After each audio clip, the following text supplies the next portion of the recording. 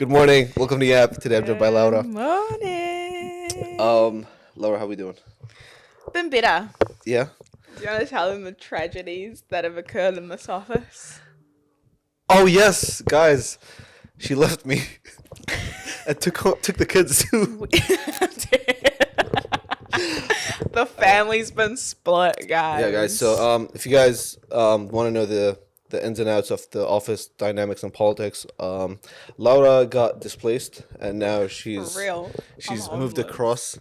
I still maintained my position, so I don't know what's it. He's talking about desks, by the way. Oh yes, office hierarchy. And so yeah, now Laura for the last like 5-6 months sat next to me. I sat next to Laura. Yeah.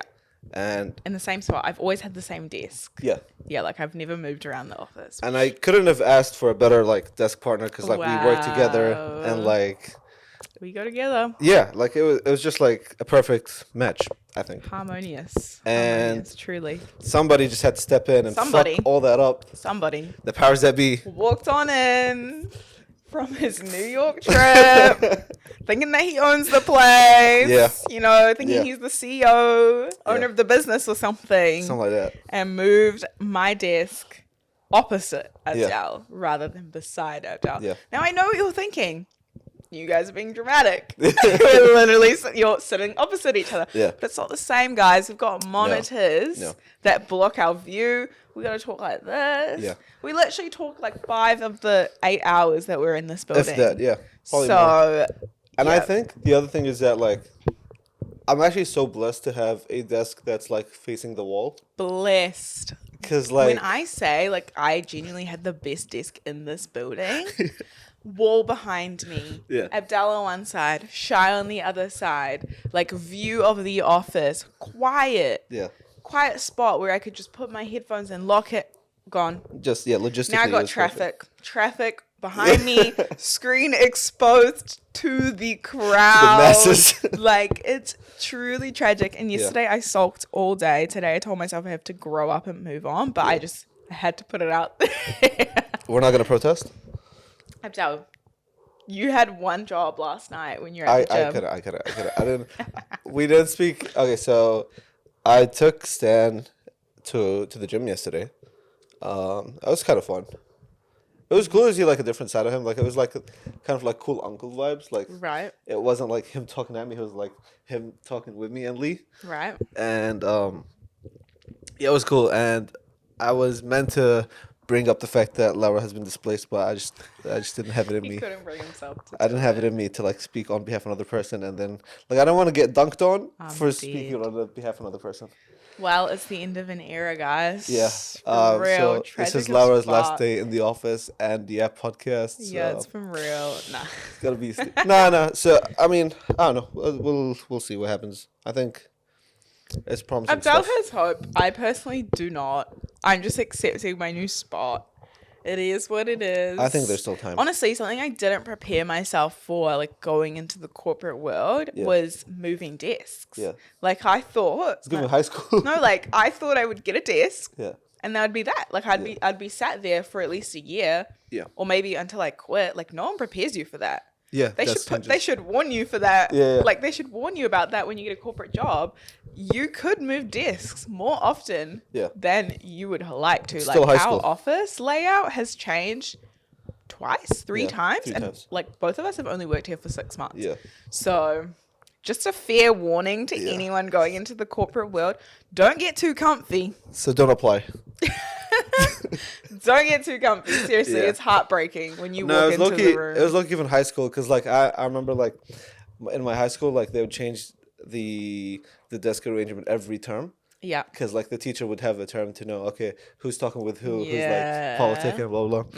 And yeah, I would always like try to speak to this like one girl, and then after one term he like moved me, and then yeah, it I was, was a yapper. I would yap across the room. yeah. For real. I was a talker in school. I was always that person that was like, oh, she'd be great if she applied herself. Yeah. If she shut the fuck up. Yeah. But I never did. Fair. So I was I don't know why, but I had like different personalities in different classes. And I don't know if that's like a sickness or what. But like in English class, like I was kind of the class clown. Right. But in maths, I was like quiet, and I had like one person that was a little less capable than me. That like me and her were just like locked in with maths, and like I wasn't talking to nobody. Although like half the class, focused. yeah, half the class from English was in the maths class. Oh, so But they really saw two sides of you. Yeah. Interesting. Yeah. It probably aligns with what thought you were better at, right? Yeah, probably. In English, I was like, "There's no hope for me. Let me just crack some jokes." Yeah. Yeah. Well, yeah. let's get into today's topics. Yeah. Today we're talking about brand jingles. Yes, I'm actually a huge fan of brand jingles. Okay. And I'm like stoked to see that they're making a comeback. Now, this has been like led by Ozempic, funny enough, which is insane, a little crazy. So Ozempic came out with this. First of all, who is Ozempic the brand name? I think it is. I think it is. It's definitely not the scientific name, surely. Yeah, and so the brand that is Ozempic, they came out with a jingle which goes like, You learnt it. yeah, a little bit. Go on. So you know, like it's like a remix of oh, it's magic. Like, oh, Ozempic. You're lying. It is. That's terrifying. Yeah. Ozempic has a jingle. Yeah. As if Ozempic. Does it continue? It's so bad. I don't know. That's all I read. That's wild. I think it just repeats. Yeah. It's just a loop. But yeah, it's a little scary when like. Well, no, actually before that. So jingles have been making a comeback recently. Some of the most iconic jingles I can remember off the top of my head is like the McDonald's one. Is that a jingle? Yeah. What else? The Pizza Hut one? 0800. No, that's not Pizza Hut. What is that one? 0800 66 66 39. Money Shop. Money Shop. It was the Money Shop jingle. Flight Center. Yes. But what is the Pizza Hut? 0800 83 83 .co.nz. Pizza Hut. I'm pretty sure.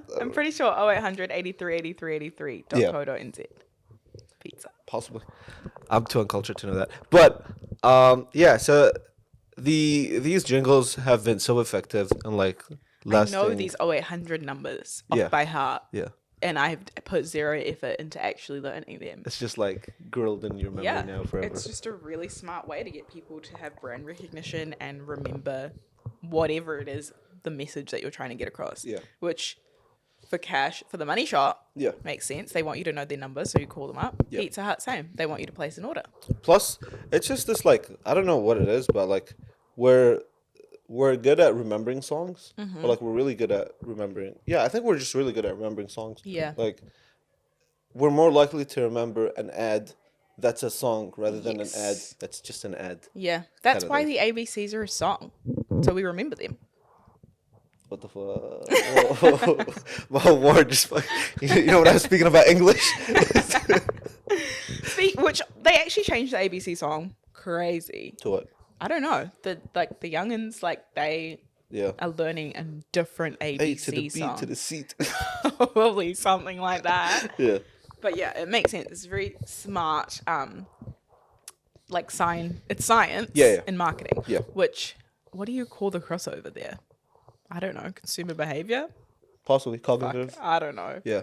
I don't know, but it's a very smart like strategy to use in your marketing. So I'm all for jingles coming back, but at the same time, Ozempic specifically having a jingle is very scary. Yeah, because it's like, can any brand just have a jingle and run with it? I mean, so. I'm all for brands, but like I do recognize that Ozempic's a brand, but it's medication. Yeah. Like, yeah. Why are we marketing medication that supposedly treats diabetes? Yeah. Type 2. Yeah. It's diabetes. But is obviously used for weight loss. Yeah. By a lot of people, and like no judgment to the people that have used it for that. But I just feel like people should be consulting their doctors and not being marketed to. Yeah. When it comes to things like that concern our like health. I think also the other thing is that with a lot of these brands, a lot of their jingles are like old, like older than me and you combined, some of them. And so they're having this like cool moment where like it's like playing off the nostalgia idea of like, oh, remember this song that you guys remember from like 30 years ago? Yeah, bring it back. Here it is. Like here it Yeah. is again. I think it's that. I think also the other thing that's really interesting is that like ads objectively are getting more expensive now than ever. And so the ad time is getting less and less. Yes. So it's faster to get across a song rather than like a message. And also attention grabbing, because you're not used to seeing that so much in ads. Like, Yeah. you typically see someone speaking or text on screen that you need to read. So, like, a catchy jingle is a really great way to capture attention quickly. I think especially on the radio. Yeah. Like the radio, half the ads I listen to are like jingles or like trying to be songs. Yeah, I mean, for radio ads, it's like the Perfect. blueprint. Yeah. Yeah. It's better than somebody like, hey guys, come down to our shop, blah, blah, blah. Yeah. Just come up with a song. Unless you're iconic, like Tina from Turner's, Yeah. because she's a character. Yeah. And you recognize her voice. But for new brands who are trying to, like... Is Turner's the car thing? Yeah. So doesn't she do the thing, sell us your car? Sell us your car. No? I don't know. I mean, maybe. Yeah. Maybe that's a newer thing. Maybe they just like use the character and then like try to. I mean, I wouldn't be surprised if Tina has her own jingle. Yeah. But yeah, I think especially for newer brands who want to stick out and who want to be recognizable and remembered, smart move. Yeah. Smart move. Do you think all brands can benefit from a jingle, or like do we draw a line? Oh, there's probably a line there. Yeah. Like product base makes sense. Yeah. Service base. Actually, I don't know. The money shot is a service. Yeah. They lend you money.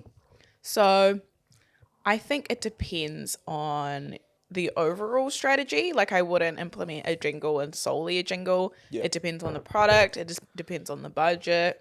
It depends on like the whole omni-channel strategy. Yeah. But I think it could be useful for majority of businesses. Do I think it's the best use of your budget always? Probably not. No.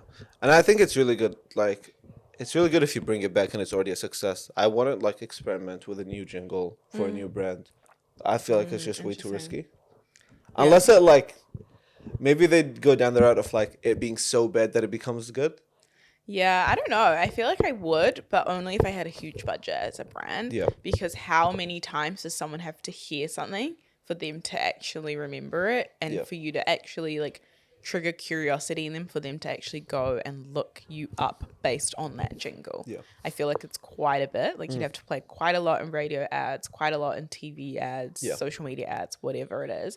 So I would do it for a new brand. I just wouldn't do it for a small business with a small budget. Yeah. Speaking of budgets. No, speaking of budgets, Meta, Mr. Zuck himself came out with this pretty interesting new thing that they got going on. So basically, they have chatbot ad embedded bots. Yes. And so basically, whenever you see an ad for like, let's say, a jacket that you wanted, there's a real-time chatbot that you can speak to about that product. I am obsessed with this idea, actually. It is cool. It is also slightly terrifying because it just goes to show you. Slightly, but like, Abdul, Yeah. we literally sit on ChatGPT all day. Yeah. Yeah. Like, all day. How is it any different? It was terrifying because I showed it to my dad yesterday and I also showed it to you yesterday. I paid for ChatGPT for like the last month and a half and I was asking it like, who am I? And it went into like kind of great depth. I thought you told it all of those things. You have, right? Not directly. It just, Oh, like over when you send time. something and like it goes like memory updated. Oh my God. I wouldn't know because I literally don't even log into ChatGPT. I just be using it on the browser and closing the tab, Fair. but that's scary. It's so terrifying. Like cool. it literally said everything about me. Yeah, it recited like his job, his name. It like do. learnt the pronunciation of his That was last scary. name I didn't in even Arabic. know that was gonna happen. Yeah. Yeah. So I don't think it's any different to like the tools that we already use. Yeah. If I'm seeing something, I'm all about efficiency. If I'm seeing a jacket in an ad and I want to know if it comes in a certain size, a certain color, and what the material's made out of, Yeah. I don't want to wait for a customer service representative to get back to me. Yeah, you could likely go and read the description Yeah. of the item, but there might be random questions that come to mind. Yeah. So if it's actually a chatbot that's going to genuinely give me the answer that I'm looking for, I'm all for it. If it's a chatbot that's just going to inconvenience me and then eventually I'm going to be like, I want to speak to a human over and over again until it redirects me, different story. I think the whole idea is that like it's pretty much ChatGPT just for that specific ad, which is really cool because like for one, it kind of cuts off the middleman or like cuts out the human in it. Which, sorry, salespeople, I think it's over for you guys. But Not salespeople, customer service reps. Yeah. Yeah. Yeah, and I think that, yeah, it's one thing to like click on the ad, go to the description, hit the drop down menu and see what's there. But if you just ask it a question and it comes back to you in real time, I'm way more likely to be like, buy the product. Yeah. Because with the product, you don't want people to like wait on it. You kind of want people, because especially online ads, you want it to be like those impulse purchases. So you're banking on that fact. But it goes into this thing of like, I think deep down we still crave human connection. So I don't know how like effective this would be I don't know. in the grand scheme of things. I am so for human connection, community, like people being with people, but I don't know if I require that in a purchase I'm making online already. Like if you think about how you shop online, I don't go to those like outlets looking for human connection. So I do fully see that, and especially if you're making a big purchase, it's like a big purchasing decision and you want to talk to someone about it, like especially if you're buying a service where you'll be working with the person like delivering it. I can see why human connection is important in those circumstances, but for low priced items that you can make quick purchasing decisions on, I think it's a great tool and super efficient. Would you, so if you had to pick one over the other, it would be efficiency over authenticity? For low purchase, well, just easy in general. purchases? Just in general, or is it just specifically in general, if I had to pick one forever, I would pick the human. Yeah. Of course. Yeah. But if we're just talking about low price things that are easy purchase decisions, I would take the bot if it was going to be as good as something like ChatGPT. Yeah, I think just one more thing about that is that there's a general mistrust with like AI. People still to this day don't really trust AI like that because, for one, it's been notorious for not being accurate all the time. And it's kind of scary when you like trust it so much and then it gives you back a answer that's inaccurate. And like a lot of the times the AI themselves don't say that they're not sure of it, or like they just they just hit you with this answer and be like full confidence, but then you just like check. It just takes like a low IQ dumb human to double check the fact that it's actually not that. So something definitely to keep in mind, like AI is not always accurate. I've never noticed it specifically with answers, but I always have AI proofread and rewrite things that I write myself. And then once it's proofread something, I'll always go in and ask it, like, what did you edit? Yeah. And then sometimes it will tell me, I added this and it hasn't, or I removed this and it hasn't. Yeah. So it definitely slips up. Yeah. And I like to call it out. I'm like, no, don't. Yeah. I think in general, it's like it's a cool feature to have. I don't know if it's going to like be the whole entity of the salesperson. Yeah. It's a tool. I don't think it will. It might replace certain jobs here and there, but at the end of the day, it's a tool, and the better you use it, the further you'll get. Yeah. Even the whole thing about like the whole thing about like data and stuff, it's like everything is out there, I think. So like, what's another AI? You know what I'm saying? I don't know. Yeah. Like, I'm fully leaning into it. I'm just viewing it as a tool. Like, I'm not really scared of how it will evolve. Yeah. I think that humans will always have their place. Yeah. Yeah. on tomorrow's episode, I'm gonna be sitting down and speaking with ChatGPT as a podcast co-host, so that's gonna be fun. Look forward to yeah. that. With that being said, guys, thanks so much for tuning in to the podcast. Laura, any final words? Peace out. What she said. Bye.